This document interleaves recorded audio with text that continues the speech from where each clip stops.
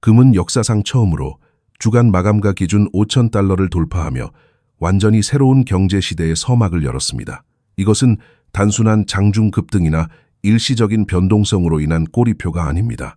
인류가 지금까지 단 한 번도 목격한 적 없는 가격대에서 주간 캔들이 굳건하게 닫힌 역사적인 사건입니다. 같은 시각 서방의 거대 금융 언론사인 블룸버그는 시장을 뒤흔들기 위해 정교하게 조작된 가짜 뉴스를 유포하다 그 실체가 만천하에 드러났습니다. 러시아 중앙은행 총재는 달러 시스템 복귀에 대한 어떠한 논의도 존재하지 않았다고 단호하게 선을 그으며 서방 언론의 보도가 완전히 날조된 허구임을 입증했습니다. 그리고 그 혼란의 이면에서 중국은 조용하지만 치명적인 움직임을 보였습니다. 그들은 금과 은의 장외 파생 상품 거래를 차단하고 실물 인수도를 강제하며 수십 년간 글로벌 시장을 통제해온 서방의 종이 금속 카르텔을 무너뜨릴 치명적인 일격을 가했습니다. 신뢰와 잉크로 찍어낸 종이에 기반한 금융 시스템이 유일한 무기를 빼앗길 때 과연 어떤 일이 벌어질까요? 그 거대한 질문에 대한 해답은 월스트리트의 화려하고 명멸하는 전광판이 아니라 서서히 바닥을 드러내고 있는 아시아의 실물 금속 창고 깊은 곳에 차갑게 숨겨져 있습니다. 모든 혼란의 방아쇠는 시장의 유동성을 노린 하나의 조작된 기사에서 당겨졌습니다. 블룸버그는 러시아가 미국 달러 시스템으로의 복귀를 신중하게 고려하고 있다는 극도로 오해를 불러일으키는 헤드라인을 전 세계에 타전했습니다. 이 짧고 강렬한 소식은 즉각적으로 글로벌 금과 은 시장의 엄청난 변동성을 촉발했고 알고리즘 매매와 투기 세력의 공포를 자극하며 가격을 요동치게 만들었습니다. 하지만 진실의 수명은 길고 거짓의 그림자는 짧았습니다. 엘비라 나비울리나 러시아 중앙은행 총재는 언론 앞에 서서 그러한 논의에 단 한 번도 참여한 바가 없음을 공식적이고 명확하게 확인했습니다. 마쿠에서의 은밀한 회의도 없었고 비공식적인 제안조차 존재하지 않았습니다. 거대 언론이 쏟아낸 그 모든 이야기는 처음부터 끝까지 철저하게 날조된 것이었습니다. 이는 현대 주류 언론이 대중에게 객관적인 사실을 전달하는 정보의 창구가 아니라 거시 경제의 헤드라인을 이용해 시장의 단기 모멘텀을 뒤흔들고 유동성을 흡수하는 선전, 도구이자 시장 조작의 하수인으로 전락했음을 보여주는 가장 완벽하고 뼈아픈 증거입니다. 언론의 화려한 거짓 보도에도 불구하고 거대한 자본의 묵직한 흐름은 결코 속지 않았습니다. 러시아는 이미 달러 패권으로 돌아가지 않겠다는 확고한 국가적 의지를 일련의 역사적인 행보를 통해 묵묵히 증명하고 있습니다. 한 국가의 중앙은행 총재가 직접 나서서 글로벌 금융 매체가 만들어낸 거짓을 정면으로 반박하고 바로잡아야 하는 상황은 단순한 오보나 정보의 교차 검증 실패 수준을 아득히 넘어섭니다. 이것은 가짜 뉴스라는 가림막을 이용해 시장의 방향성을 강제로 꺾으려 한 명백하고 노골적인 시장 조작 행위입니다. 그들은 허위의 러시아 달러 복귀 스토리를 이용해 금과 은 시장에 인위적인 매도 폭탄을 투하하려 했습니다. 그러나 이러한 거대한 조작 시도조차 금이 5,000달러라는 역사적이고 심리적인 거대한 저항선을 돌파하고 안착하는 것을 막아내지 못했습니다. 거짓 뉴스가 차트 위에서 1시간 동안 가격을 곤두박질치게 만들 수는 있어도 10년에 걸쳐 서서히 그러나 멈추지 않고 진행되는 거대한 자본의 이탈과 신뢰의 붕괴를 숨길 수는 없는 법입니다. 시장의 진정한 붕괴와 재편은 서방의 스크린이 아니라 동양의 실물 시장에서 시작되고 있었습니다. 서방의 종이 가격이 혼란을 겪는 동안 상하이금 거래소와 서방 시장 사이의 가격 격차는 점점 더 비정상적으로 벌어지고 있었습니다. 은의 경우 서방의 현물 가격이 77달러에 머무르고 있을 때 상하이 현물 가격은 86달러에 거래되었고 선물은 88달러까지 치솟으며 무려 9달러라는 막대한 프리미엄을 유지했습니다. 금 역시 서방의 5,040달러와 상하이 시장 사이에 뚜렷한 격차를 보였습니다. 이는 단순한 지역 간의 일시적인 가격 불균형이 아닙니다. 상하이 선물 거래소의 프리미엄이 상하이 금 거래소의 현물 가격보다 2달러 이상 높게 유지된다는 것은 중국 내부의 시장 구조 내에서도 실물 금속을 확보하기 위한 극심한 공급, 부족과 극도의 스트레스가 발생하고 있음을 의미합니다. 종이로 만들어진 계약서가 아니라 만질 수 있고 재련할 수 있는 진짜 금속을 향한 갈망이 시장의 근본적인 온도를 달구고 있는 것입니다. 서방의 금융기관들이 스크린 위에 숫자를 조작하며 안도하고 있을 때 동양의 실물 포식자들은 조용히 다음 단계를 준비하고 있었습니다. 조작된 기사가 시장을 휩쓸고 지나간 자리에 남은 것은 결국 누가 실물을 쥐고 있느냐는 차가운 현실뿐이었습니다. 수십 년 동안 종이 증서를 발행하며 존재하지 않는 금속을 팔아왔던 시스템은 이제 그 한계점에 다다르고 있습니다. 하루가 다르게 줄어드는 상하이 선물, 거래소의 재고량과 기형적으로 벌어지는 동서양의 가격 차이는 다가올 거대한 폭풍의 전조에 불과합니다. 금속의 가격을 결정하는 권력이 서방의 금융 중심지에서 동양의 산업 중심지로 맹렬하게 이동하고 있다는 사실을 시장 참여자들은 서서히 깨닫고 있습니다. 한때 전 세계의 기준이 되었던 서방의 가격 결정 메커니즘은 이제 실물이 뒷받침되지 않는 공허한 숫자 노름으로 전락할 위기에 처해 있습니다. 진실을 가리기 위해 만들어진 가짜 뉴스와 조작된 차트의 화려한 장막 뒤에서 세계 경제의 가장 무거운 맷은 이미 조용히 들어 올려졌습니다. 한 국가가 신뢰를 잃어버리는 것은 순간이지만 그 잃어버린 신뢰를 증명하는 대가는 수세대에 걸쳐 치러야 할 묵직한 현실이 되어 우리 앞에 다가오고 있습니다. 서방 금융 시스템이 수십 년 동안 금과 은의 가격을 마음대로 억누르고 통제할 수 있었던 핵심적인 비밀은 실물 시장에 대한 장악력이 아니라 종이 계약서를 통한 거대한 환상에 있었습니다. 이 거대한 종이의 성은 모든 투자자가 동시에 실물 인도를 요구하지 않을 것이라는 아슬아슬하고 오만한 믿음 위에 세워졌습니다.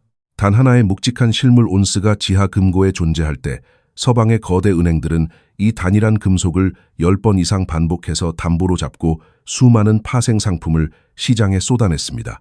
이른바 재담보 설정이라는 이름으로 자행된 이 정교한 시스템은 허구의 공급 물량을 창조해냈습니다.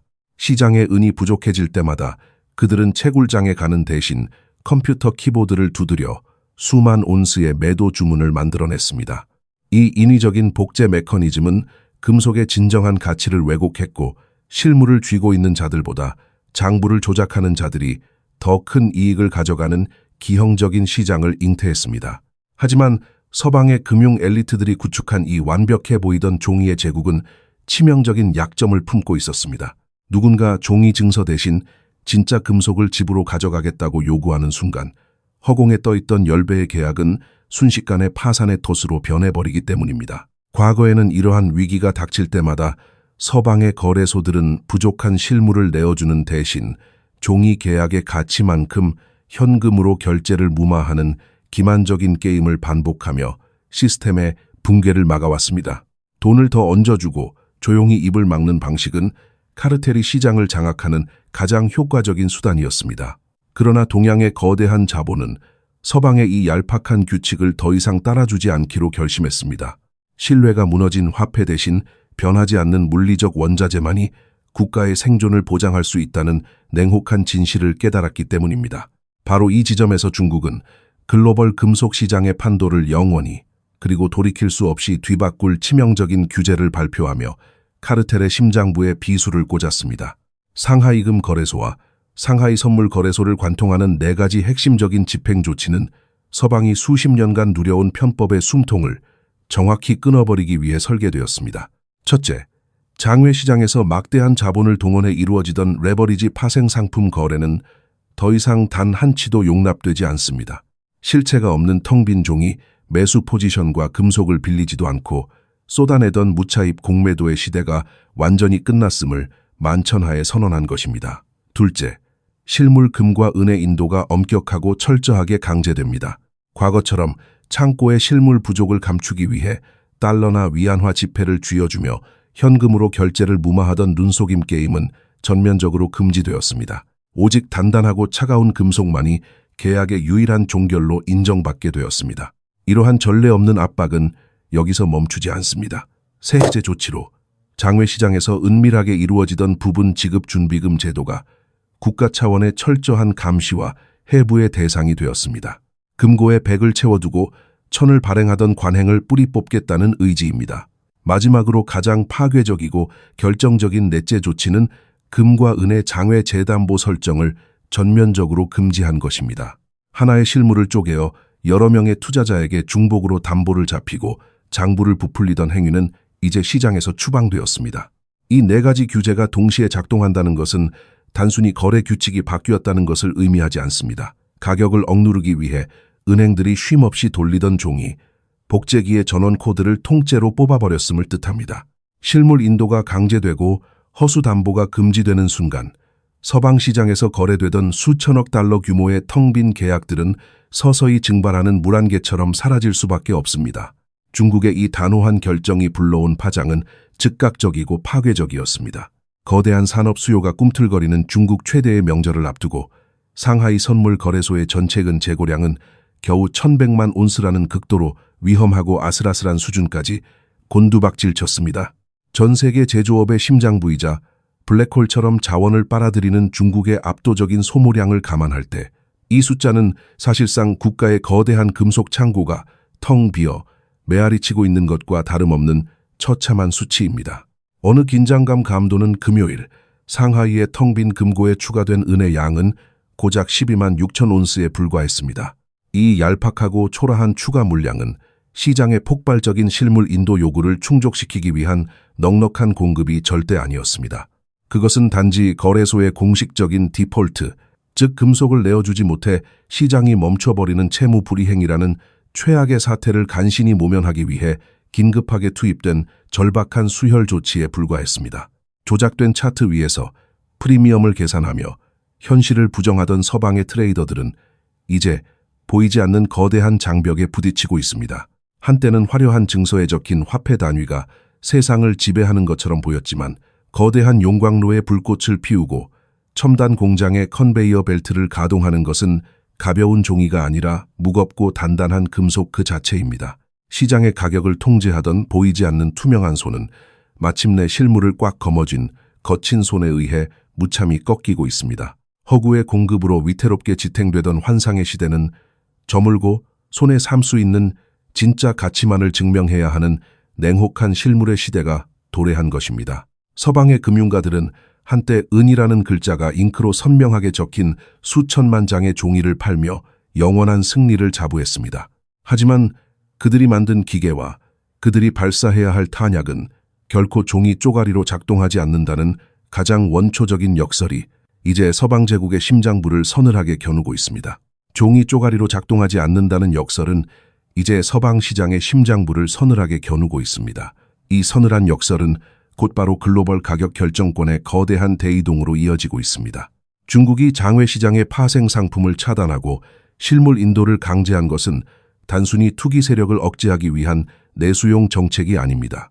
그것은 런던 금속 거래소와 뉴욕 상품 거래소가 수십 년간 독점해온 글로벌 가격 통제 시스템을 향한 선전포고와 다름없습니다. 재담보 설정이 전면적으로 금지된다는 것이 지니는 파괴력은 서방 금융계의 상상을 초월합니다. 과거에는 런던의 텅 빈 금고에 놓인 금괴 하나를 두고 하나의 은행이 펀드의 담보로 잡히고 그 펀드가 다시 다른 기관의 담보로 제공하는 기형적인 꼬리 물기식 계약이 무한정 가능했습니다. 하나의 물리적 실체가 10개의 종이 소유권으로 복제되어 시장에 쏟아졌고 이는 엄청난 매도 압력으로 작용하여 금과 은의 가격을 인위적으로 짓눌렀습니다. 그러나 이제 상하이의 새로운 규칙 아래에서는 이러한 흑마술이 통하지 않습니다. 1온스의 금속은 오직 1온스의 계약만을 뒷받침할 수 있습니다.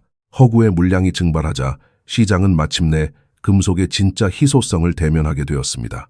이러한 근본적인 규칙의 변화는 즉각적으로 동양과 서양의 가격 지표를 무자비하게 찢어놓고 있습니다. 서방의 스크린에서 은현물 가격이 77달러를 가리키며 억눌려 있을 때 상하이 현물 가격은 86달러를 기록했고 선물 가격은 88달러까지 치솟았습니다. 9달러에서 11달러에 달하는 이 막대한 프리미엄은 단순한 수치의 차이가 아닙니다. 그것은 서방의 텅 빈 종이 시장을 탈출한 자본이 실물이 존재하는 동양으로 미친 듯이 빨려 들어가고 있음을 보여주는 거시경제의 심각한 출혈 현상입니다. 전 세계의 트레이더들은 바보가 아닙니다. 서방에서 저렴하게 종이 은을 매수하여 실물로 인도받은 뒤 이를 런던과 뉴욕에서 빼내어 상하이 시장에 넘겨 막대한 차익을 챙기려는 차익 거래의 맹렬한 압력은 서방의 얄팍한 실물 창고를 끝없이 고갈시키고 있습니다. 서방의 금고에서 동양의 금고로 향하는 화물선의 뱃고동 소리는 멈출 줄을 모르고 아시아의 거대한 재련소들은 서방에서 건너온 금속을 삼킨 뒤 결코 다시는 서방의 종이 시장으로 돌려보내지 않습니다.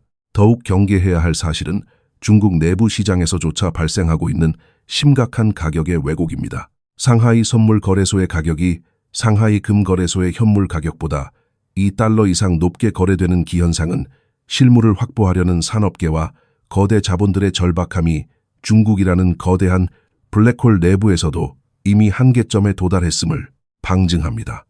그들은 당장 손에 괸 수 있는 현물뿐만 아니라 미래에 인도받을 금속에 대해서도 기꺼이 막대한 웃돈을 지불하고 있습니다. 이는 맹목적인 투기적 가수요가 아닙니다. 다가올 극심한 실물 품귀 현상을 미리 감지한 스마트 머니들이 수단과 방법을 가리지 않고 국가적 차원에서 금속을 사재기하고 있다는 명백하고 두려운 증거입니다. 그들은 알고 있습니다. 가격은 나중에 얼마든지 오를 수 있지만 금속이 아예 시장에서 사라져버리면 그때는 아무리 많은 돈을 지불해도 실물을 구할 수 없다는 냉혹한 진리를 말입니다. 과거 시스템이 붕괴될 위기에 처할 때마다 서방의 은행들은 현금 결제라는 비상구를 통해 유유히 탈출해왔습니다. 고객이 정당하게 실물 은을 요구하면 그들은 창고에 은이 없음을 수치스럽게 인정하는 대신 계약서에 명시된 가치보다 조금 더 높은 달러 지폐를 쥐어주며 거래를 강제로 종료시켰습니다. 그러나 현금 더미는 용광로에서 녹여낼 수 없고 최첨단 반도체 회로를 연결할 수도 없습니다. 중국이 현금 결제 게임을 전면적으로 금지하고 실물 인도를 엄격하게 강제함에 따라 서방의 대형 은행들이 위기 때마다 사용해온 유일한 비상구는 영구적으로 폐쇄되었습니다. 이제 그들은 어떻게든 시장에서 실물을 구해오거나 아니면 막대한 위약금을 물고 파산하거나 둘 중 하나의 길만을 선택해야 하는 잔혹하고 피할 수 없는 현실에 직면했습니다. 서방의 딜러룸은 이제 짙은 공포에 휩싸여 있습니다. 그동안 그들은 스프레드시트의 숫자를 조작하는 것만으로도 무에서 유를 창조할 수 있다고 맹신해왔지만 아무리 마우스를 클릭하고 엔터키를 두드려도 모니터 안에서 실물 은괴가 생성되지는 않습니다. 결국 이 모든 일련의 사태는 부분 지급 준비금 제도로 위태롭게 떠받쳐진 현대 금융 시스템의 치명적인 취약성을 전 세계 앞에 적나라하게 폭로하고 있습니다. 은행들이 고객의 예금을 기반으로 그 몇 배에 달하는 대출을 일으키는 방식이 허구의 화폐 시장에서는 일시적으로 통용될지 몰라도 물리적 한계가 명확한 귀금속 시장에서는 언제 터질지 모르는 시한폭탄과 같습니다. 실물이 바닥난 텅 빈 창고 앞에서 무가치한 종이 증서를 흔드는 투자자들의 분노는 머지않아 글로벌 금융 시스템 전반에 대한 걷잡을 수 없는 불신과 뱅크런으로 번질 것입니다. 서방이 만들어낸 정교하지만 기만적인 파생 상품의 그물망은 스스로의 억눌린 무게를 견디지 못하고 도처에서 끊어지고 있으며 그들이 수십 년간 짓눌러왔던 가격의 거대한 스프링은 이제 통제 불능의 맹렬한 기세로 튀어 오를 준비를 마쳤습니다. 수십 년간 이어진 종이 곱셈의 시대는 상하이의 서늘한 규제의 철퇴 아래 마침내 비참한 종말을 고하고 있습니다. 시장의 규칙이 환상에서 현실로 이양되는 이 묵직한 패러다임의 전환은 누구도 거스를 수 없는 거대한 역사의 물결이 되었습니다. 이제 글로벌 시장의 절대 권력은 차트를 그리는 자가 아니라 금고의 열쇠를 쥔 자에게로 완전히 넘어가고 있습니다. 종이 위에 적힌 화려한 약속들이 찢겨나간 자리에 남는 것은 결코 타협하지 않는 차가운 금속의 법칙뿐입니다. 차가운 금속의 법칙은 단순히 금융시장의 장부에서만 진가를 발휘하는 것이 아닙니다. 이 법칙은 현대 문명의 가장 정교하고 치명적인 기술의 심장부로 직접 연결됩니다. 서방의 투자자들이 모니터 앞에서 은의 가격 변동에 일희일비하고 있을 때 전 세계의 군산 복합체와 최첨단 기술 기업들은 전혀 다른 차원의 공포에 직면하고 있습니다. 세계적인 은시장 분석가 데이비드 모건이 최근 내놓은 경고는 단순한 시장 예측이 아니라 국가 안보와 직결된 거대한 폭탄의 뇌관을 건드린 것과 같습니다. 그는 미국 정부가 조만간 은을 전략적 비축 물자로 대규모 매집할 수밖에 없을 것이라고 단언했습니다. 이는 가격 상승을 노린 얄팍한 투기적 접근이 아닙니다. 국가의 존망이 걸린 거시적이고 전략적인 생존 분석에 기초한 뼈아픈 경고입니다. 모건의 분석에 따르면 은의 장기 강세장은 이제 폭발적인 상승을 앞둔 마지막 단계에 진입했으며 역사적으로 전체 강세장 수익의 90%가 마지막 10%의 짧은 시간 안에 집중되는 패턴이 다시 한번 재현될 것입니다. 하지만 정작 미국 정부를 움직이게 만드는 것은 이러한 펀드 매니저들의 수익률 장부가 아닙니다. 주권 국가는 가격이 얼마든 상관없이 공급이 완전히 끊어지기 전에 국가 안보를 위한 필수 물량을 무조건적으로 확보해야만 하는 벼랑 끝에 서 있습니다.